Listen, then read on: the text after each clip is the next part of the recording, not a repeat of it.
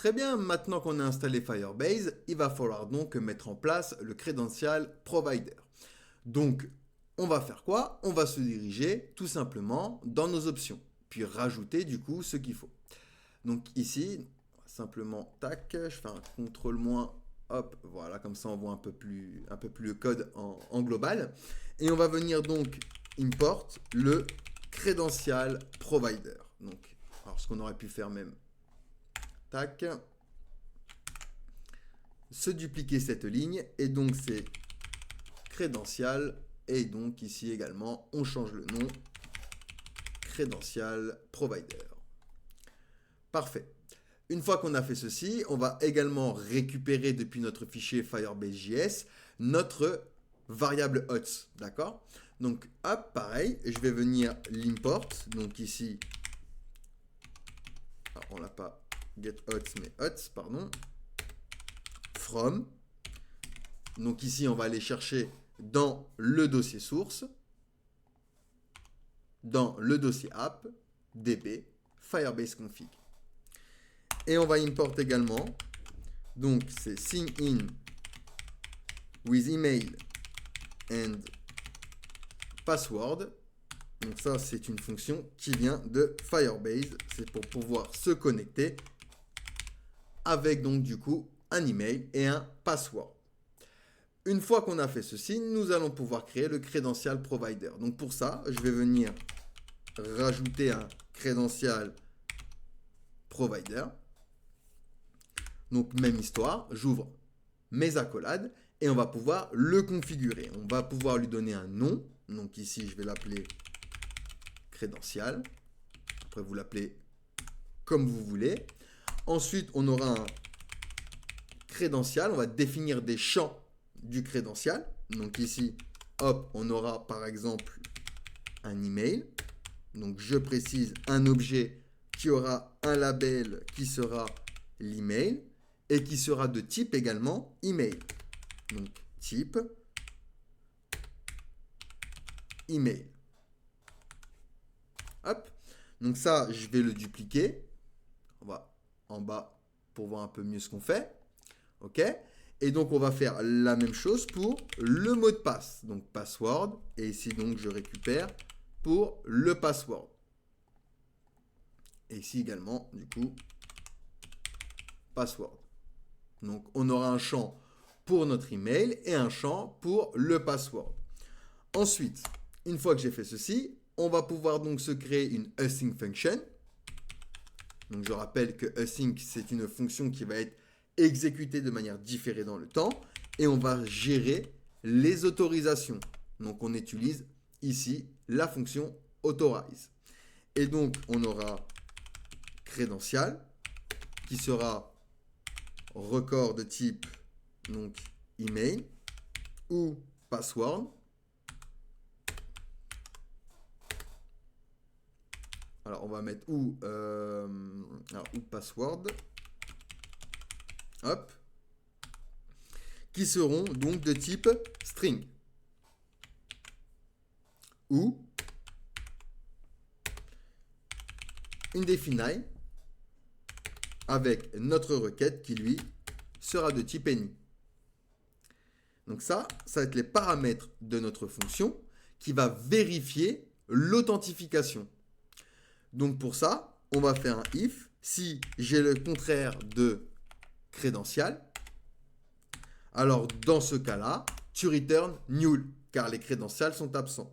Donc dans ce cas-là, tu return null. Sinon, donc, on sort du if et on va utiliser un try et catch. Donc, on capture les erreurs si jamais il y a une erreur. Donc, au niveau du try, on va faire une variable que l'on va appeler user credential est égale à await. On attend que la promesse soit résolue et on utilise donc la méthode sign in with email and password pour enregistrer l'utilisateur. Donc, il va prendre hots, donc notre variable hots pour pouvoir s'auto-identifier.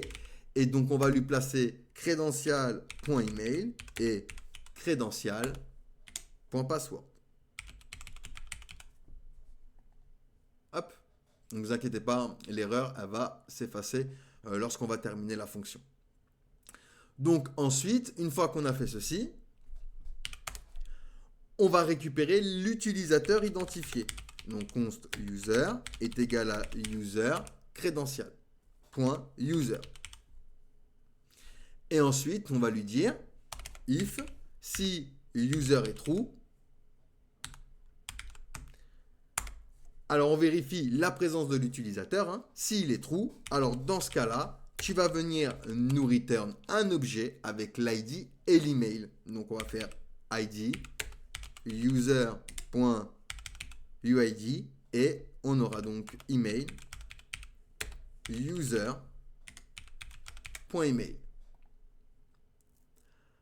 Ensuite, alors, je vais juste me mettre un petit point virgule ici. On va lui dire else, donc sinon, dans ce cas-là, tu return null. Si l'utilisateur est absent, tu return null. Et pour notre catch, donc en cas d'erreur, dans ce cas-là, on aura erreur qui sera de type, lui, any. Et on va pouvoir faire un console.error et return le error.message directement. Et s'il y a une erreur, tu return null également. OK? Une fois qu'on a fait ceci, on va pouvoir définir également les callbacks pour gérer les jetons JWT. Donc pour ça, je vais venir juste après le tableau, je vais mettre une petite virgule et je vais rajouter donc callbacks. Hop. Ici, on aura donc JWT, async, donc une fonction asynchrone qui va récupérer user, token, trigger et session. Et donc, ici, on va mettre à jour les jetons. On va lui dire déjà if, si trigger est strictement égal à update, si le déclencheur donc est update, donc modifié. Dans ce cas-là, eh ben, tu vas venir return. On utilise le spread operator pour récupérer les tokens et les sessions user. Donc ici, session.user. On retourne donc le jeton de mise à jour avec les informations de la session de l'utilisateur. Hop.